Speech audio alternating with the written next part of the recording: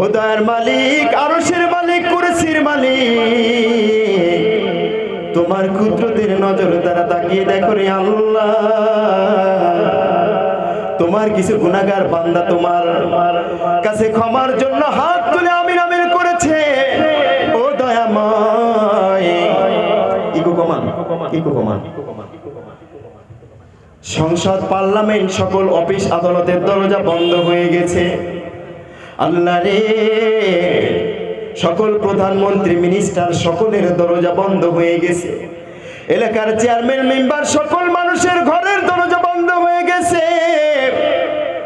ও দয়াময় আল্লাহ, তোমার দয়ার দরজা তো বন্ধ হয় নাই, বান্দার জন্য উন্মুক্ত আছে রে আল্লাহ।